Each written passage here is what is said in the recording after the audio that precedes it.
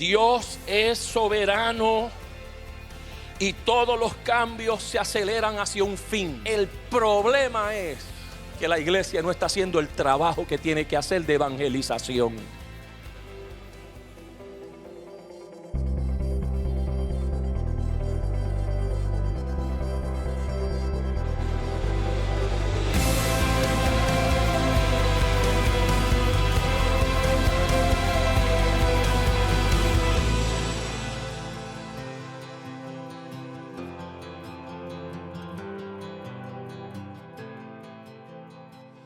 Esta presentación que usted va a ver, yo se la di primero que nada a un grupo de pastores de las Asambleas de Dios. Así que el título dice La Iglesia Hispana de las Asambleas de Dios en los Estados Unidos de América. Una perspectiva histórica, perspectiva social y una perspectiva eclesiástica. Así que la primera pregunta que nosotros nos hacemos o que yo hago para entrar en el tema es: ¿por qué venimos tantos hispanos a los Estados Unidos de América? Nosotros somos la iglesia y a usted en algún momento dado le van a preguntar, si no se lo han preguntado ya, pues posiblemente se lo preguntan. ¿Por qué es que tantos hispanos o tantos latinos venimos a los Estados Unidos de América? Yo entiendo que hay una respuesta bíblica al respecto. Le voy a mostrar este mapa que usted va a ver ahí ahora. Ese mapa es del mapa de los Estados Unidos de América. Esa porción blanca que usted ve ahí, hermano, esa porción blanca es obviamente la porción que conocemos nosotros como las colonias, la primera parte de los Estados Unidos. Pero todo el territorio que usted ve en colores, todo ese territorio pertenecía precisamente al pueblo hispano.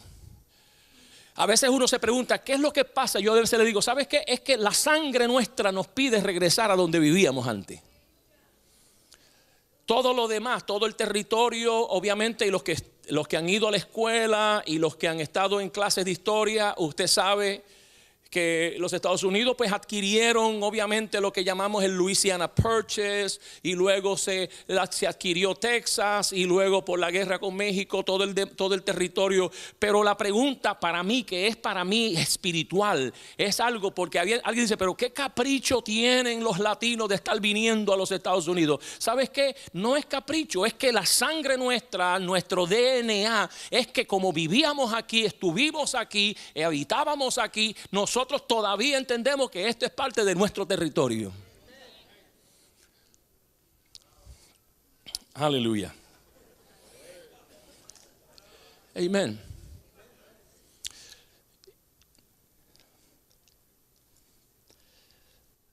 Nuestra perspectiva sobre el aumento poblacional hispano en los Estados Unidos debe tomar en cuenta los propósitos de Dios, hermano. Yo lo que estoy tratando es de decirles, hermano, por favor, no separe lo que estamos viviendo, no lo separe desde una perspectiva bíblica, por favor, o de lo contrario usted se va a enredar. Lo que está sucediendo en los Estados Unidos con inmigración, hermano querido, no se enrede. Dios de alguna forma está detrás de todos los movimientos de gente alrededor del mundo. No deje que se enrede, hermano. Y es importante que la iglesia tenga una perspectiva teológica y bíblica al respecto. No estoy escuchando esto que usted está viendo aquí, yo no lo he visto en ningún sitio. Lo que le estoy diciendo es que nosotros debemos informar a nuestra congregación, porque es bien fácil recibir los golpes de aquellos que ignoran la perspectiva bíblica, los que no conocen la escritura, y uno se siente como, Dios mío, pero ¿cómo respondo? Escuche, hermano, Dios está detrás de los movimientos de gente, y se lo voy a probar por la escritura. El problema es que nosotros hemos dejado que personas interpreten por nosotros nuestra historia y que otros decidan por nosotros nuestra interpretación. Pero ¿qué propósito tiene Dios para el pueblo hispano, latino en los Estados Unidos? Yo digo que sí tiene propósito. ¿Cuántos dicen amén? Dios no hace nada sin un propósito. Mire este texto interesante. Este es el mensaje que predica Esteban en el capítulo 7 del libro de los Hechos. Esteban, hermanos, recibe una revelación nueva. Yo le pregunto, búsquese esa referencia que acabo yo de decir ahora o que la voy a leer. Mire lo que dice Esteban, predicando, y por esto le costó la vida, porque este fue su mensaje. Cuando se acercaba el tiempo de la promesa, el pueblo creció y se multiplicó en Egipto. Y yo le pregunto, busque una referencia en el Antiguo Testamento donde aparezca esa frase y no la va a encontrar. ¿Por qué? Porque cuando Esteban está predicando, él recibe esa revelación del Espíritu Santo y él empieza a hilvanar de dónde es que sale el pueblo de Israel y empieza a hacer toda una historia. Y él llega a un momento y él dice, cuando el pueblo creció y cuando el pueblo se multiplicó, entonces Dios dice, ahora es que yo me voy a mover para cumplir la promesa que le había hecho a Abraham, a Isaac y a Jacob. Cuando el pueblo creció y se multiplicó. Estas cosas hay que leerlas, hermano. Esto está en la Biblia. Tenemos que tener una perspectiva bíblica. Y luego mire entonces el próximo verso, que es Pablo ahora predicándole a los griegos en aquel Partenón donde habían dioses para todos, y él vio un Dios que era al Dios no conocido. Y Pablo predica en el capítulo 17 del libro de los Hechos, versos 26 y 27. Y en su mensaje, mire lo que dice, hermano, mire lo que dice, escuche esto. De una sangre ha hecho todo el linaje de los hombres para que habiten sobre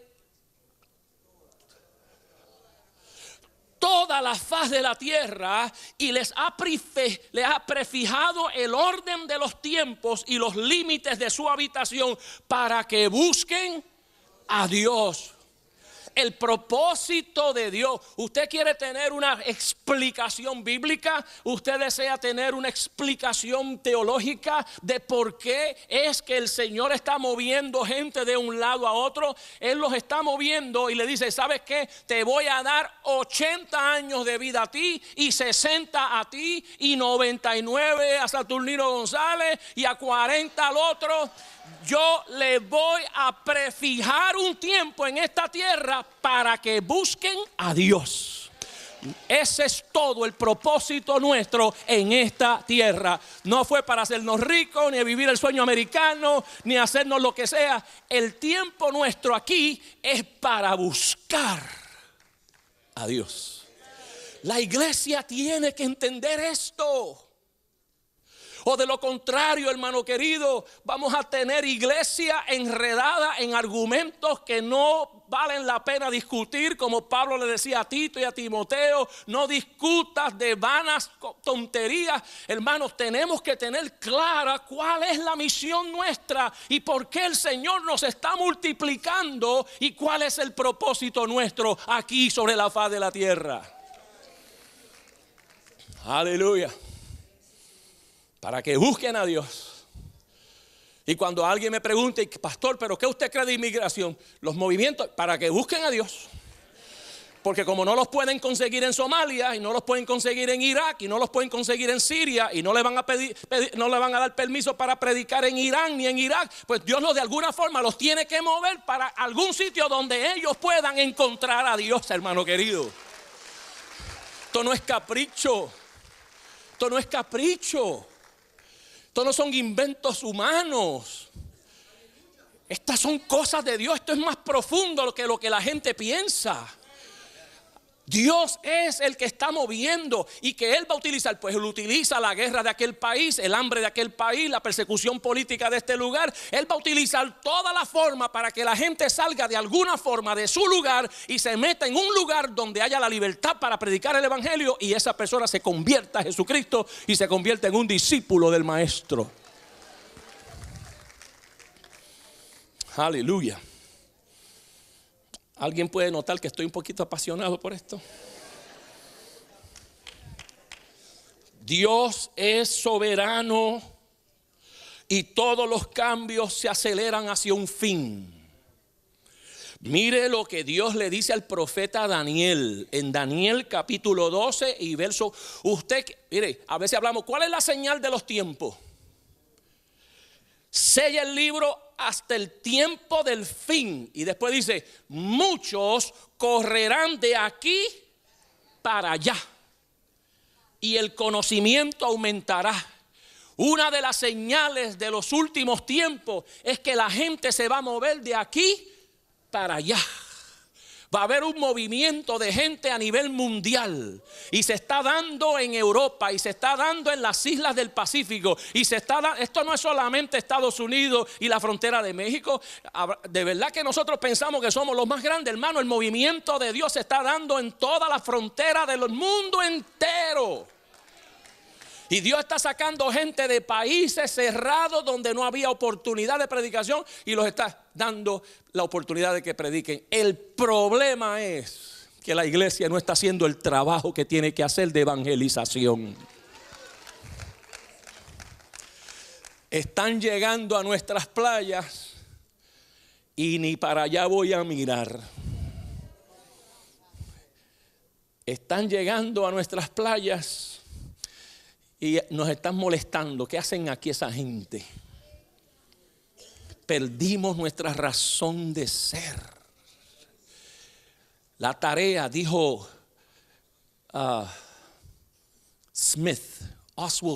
Osvaldo Smith.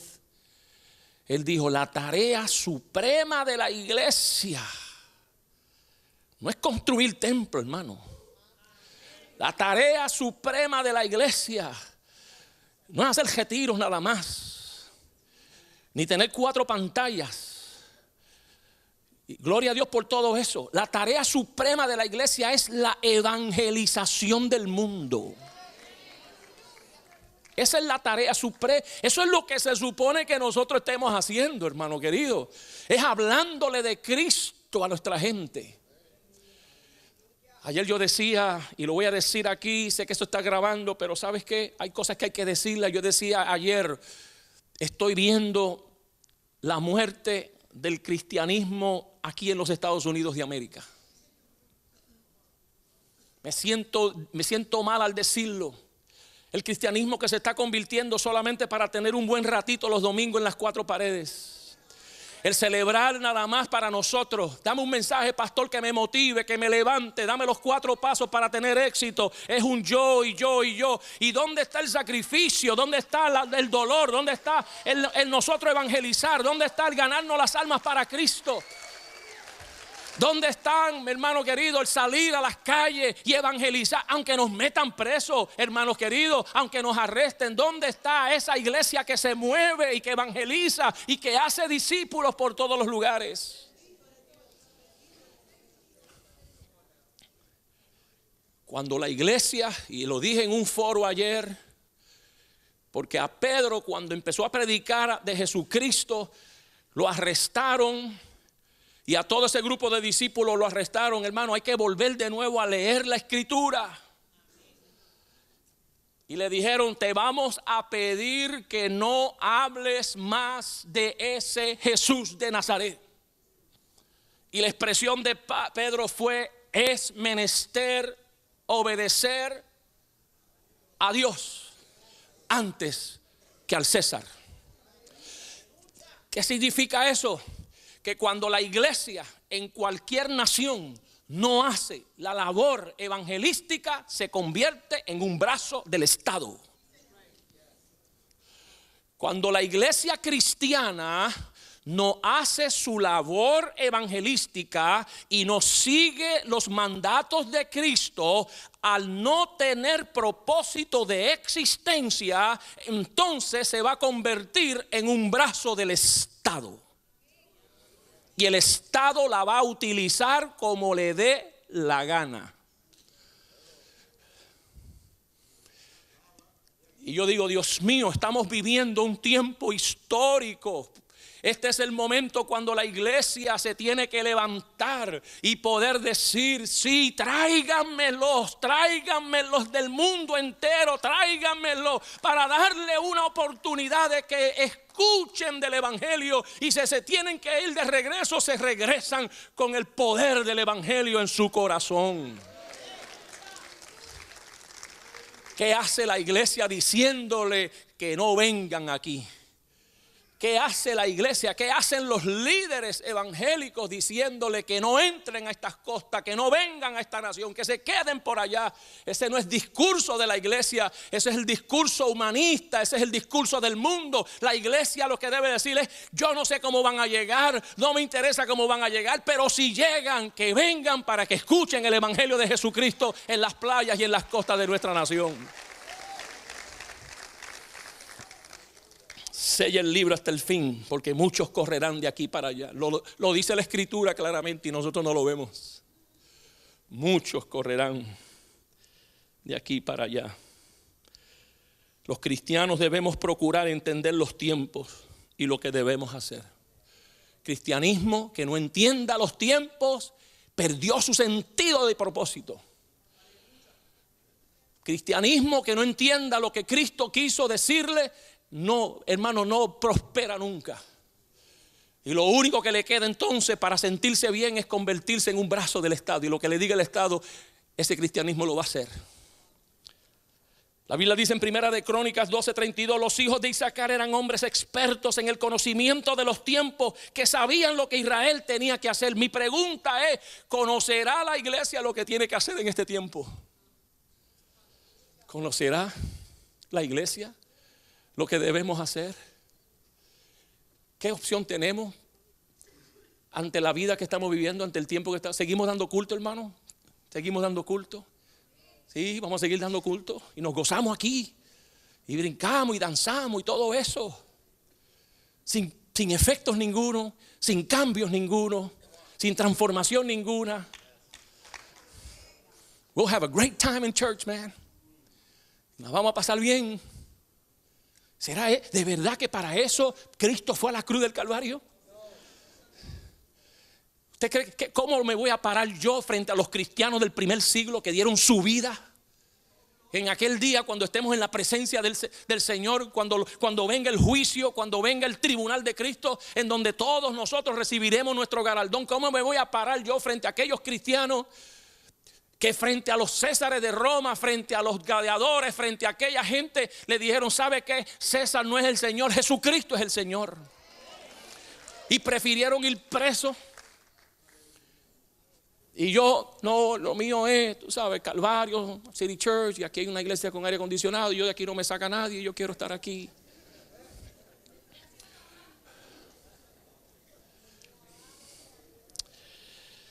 Hay muchos cambios que no podemos afectar directamente. ¿Estamos conscientes de esto? Hay muchos cambios que no podemos afectar, pero si yo los puedo alterar, pero si podemos alterar nuestras perspectivas y nuestra reacción. ¿Cuál es mi perspectiva? De esto mismo. Miren lo que yo le estoy tratando de traer, iglesia, que nosotros debemos cambiar nuestra perspectiva de cómo ver inmigración. That's all I'm doing. Intentional. Que yo debo, por lo menos, mi perspectiva y mi reacción, hermano. Cuando mi perspectiva y mi reacción es diferente, de alguna forma voy a alterar. De alguna forma se va a alterar algo. Algo va a suceder. En el sistema se altera. Y cuando esto altera el efecto que los cambios tienen sobre nosotros y nuestro entorno, mi perspectiva y mi reacción. Mi perspectiva y mi reacción puede alterar lo que estamos viviendo. Quizás no lo cambio, pero lo altero. Pongo a alguien a pensar. Pongo a alguien a que piense 2 veces lo que va a hacer. Puedo levantar la voz. Posiblemente pueda convencer a alguien que tiene el poder para tomar decisiones. Pero si me callo, nada va a ocurrir. Si me convierto en un brazo del Estado, nada va a suceder. Si vendo mis principios por un retrato con un político, nada va a suceder. Pero si yo lo que digo es no, yo me levanto y voy a declarar y voy a hablar, no importa el precio que me cueste, por lo menos puedo alterar algo y algo puede suceder en el entorno donde yo viva. Y si alterar nuestra perspectiva lo hacemos bajo la inspiración del Espíritu Santo, ese cambio de perspectiva se vuelve en transformación. Mi perspectiva, hermano querido, y mi reacción bajo la unción del Espíritu Santo se puede convertir en transformación para la gloria de Cristo. Pablo decía en Romanos 12, no se amoldeen al mundo actual, esa es una nueva versión, sino sean transformados mediante la renovación de su mente. Así podrán comprobar cuál es la voluntad de Dios, buena, agradable y perfecta.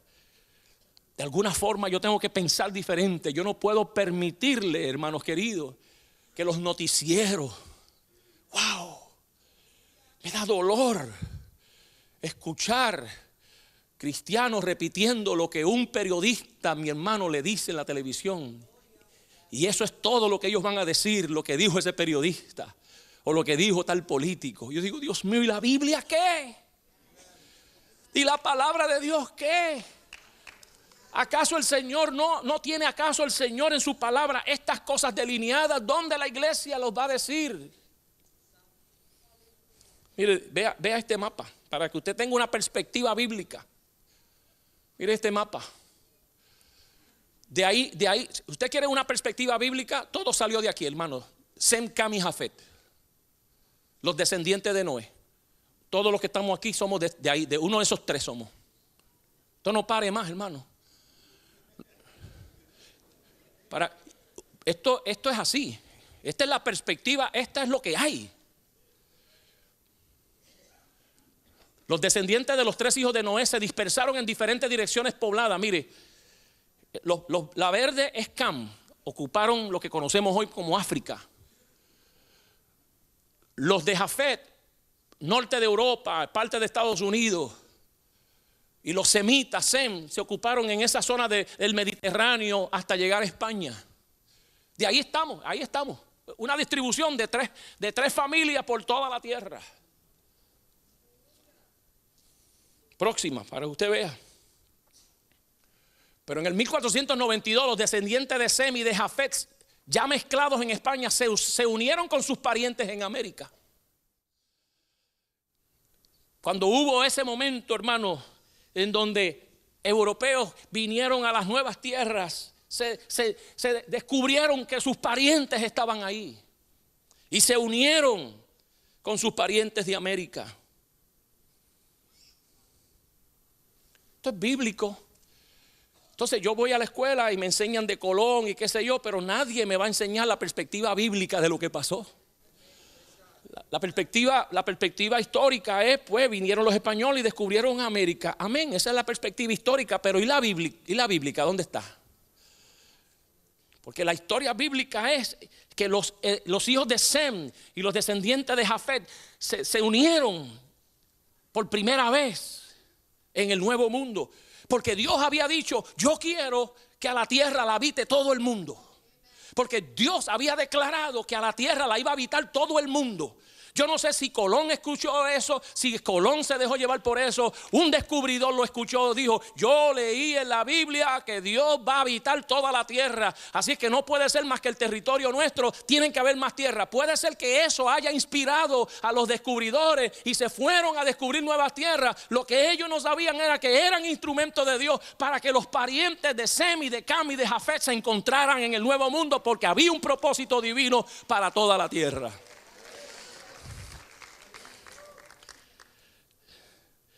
Y mire qué lindo, en el 1526, con los esclavos africanos, los descendientes de Cam fueron traídos y se completó el reencuentro familiar. Y perdonen el interés particular de este servidor, pero yo puse el encuentro ahí en el Caribe, por ahí por Puerto Rico.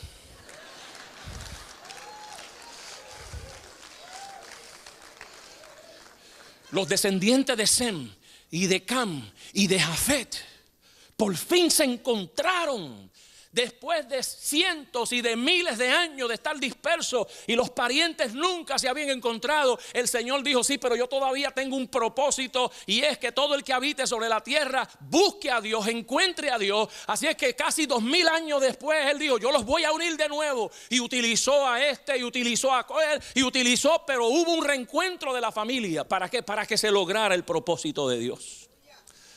Los hispanos, latinos, somos por definición un pueblo mestizo, una raza cósmica destinada a servir de puente entre todas las familias de la tierra. Somos un pueblo con destino, hermano querido. Nos podrán ignorar, nos podrán decir: mire querido, pero cuando usted lee la escritura, Dios ha permitido un sinnúmero de cosas. Y yo quiero decirte que nosotros valemos, y dentro del propósito de Dios contamos. Y el Señor está contando con una iglesia, aleluya, para lograr los propósitos de Él sobre la faz de la tierra.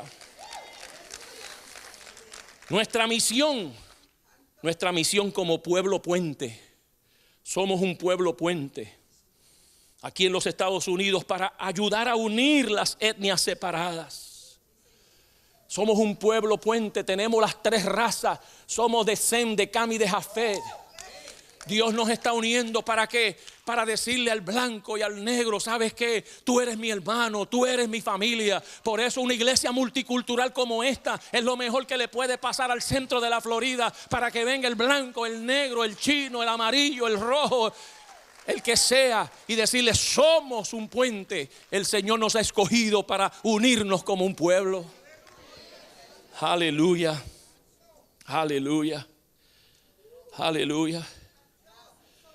Nuestra misión como pueblo puente en América Latina, en las Américas, es ayudar a comprender y respetar y apreciar y bendecir mutuamente a nuestras naciones ancestrales y a los Estados Unidos. Tenemos un rol que hacer. No nos podemos dejar llevar por un solo discurso divisorio, racista, prejuiciado. Tenemos que decir: no, hermano, te perdonamos. El propósito de Dios es más grande que ese que tú estás diciendo. El Señor tiene un propósito divino. Tú eres mi hermano y estamos aquí para unirnos, para que el Dios de los cielos cumpla su propósito en nuestra tierra. Somos un puente, somos un puente, somos un puente. Nuestra misión como puente mundialmente es llevar el evangelio a toda criatura, sobre todo a los pueblos no alcanzados en países de difícil acceso. Ahí está, hermano, delineado el propósito de Dios. Las empresas misioneras están cambiando. Saludos, mis queridos hermanos, desde la ciudad de Orlando, Florida, para mi bella isla de Puerto Rico, y quiero simplemente invitarlos a la iglesia El Calvario del pueblo de Utuado. Cumplimos un año, la iglesia está creciente. Tenemos allí al pastor Dennis Rivera y Rosemary con un equipo de líderes haciendo un trabajo extraordinario. La iglesia radica en la avenida Esteves número 17 en el pueblo de Utuado, antiguo edificio Mueblerías Berrío, y el número telefónico es el 787-933-4777. Yo le invito, si usted está en el pueblo de Utuado, pueblos adyacentes, todo eso, hermano, es una bendición lo que está sucediendo allí en Utuado. Así que le invitamos, acuérdese, es una sola iglesia, la iglesia del Calvario. Cuando usted es miembro de Utuado, usted es miembro también acá en la ciudad de Orlando, en la Florida. Así es que muchas bendiciones para todos. Les esperamos domingo a las 11, miércoles a las 7 de la noche en la iglesia El Calvario de Utuado. Bendiciones para todos.